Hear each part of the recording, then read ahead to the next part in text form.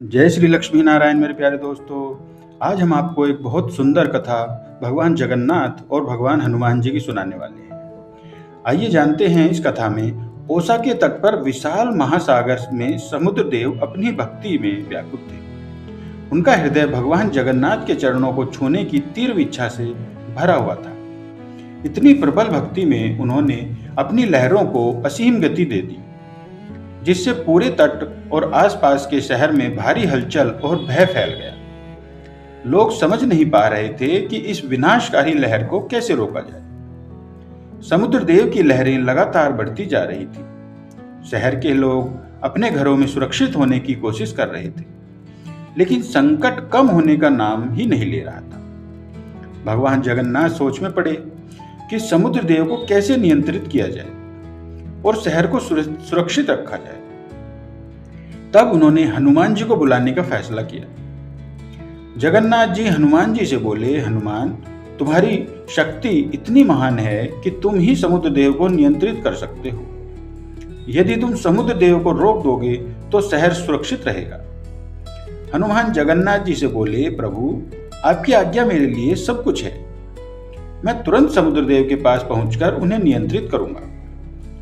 हनुमान ने अपनी पूरी शक्ति और भक्ति से समुद्र देव को रोकने का प्रयास किया।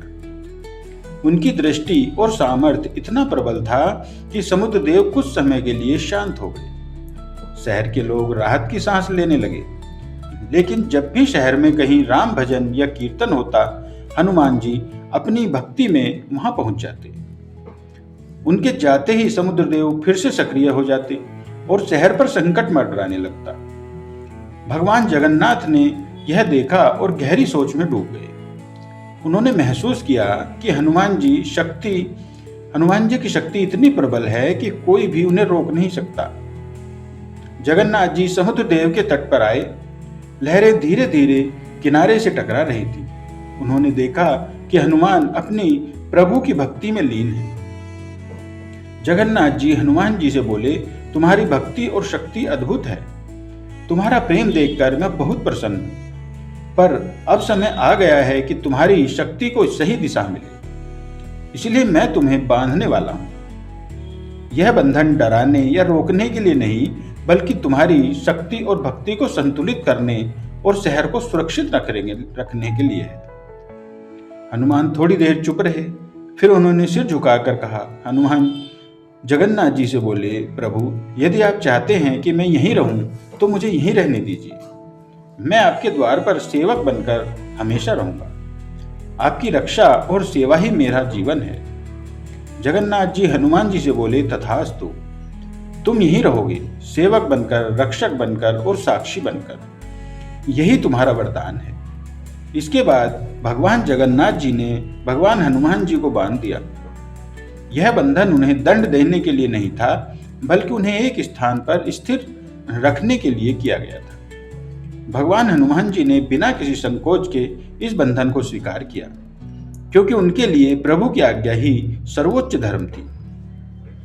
समुद्र देव की हल्की हल्की लहरें अब धीरे धीरे किनारे को छू रही थी और हवा में प्रेम और भक्ति की सुगंध हमेशा बह रही थी।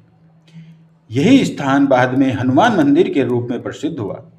लोग यहाँ आते, भगवान हनुमान जी की भक्ति करते और अनुभव करते कि यह केवल पूजा का स्थल नहीं, बल्कि सच्ची भक्ति और शक्ति का अद्भुत संगम है।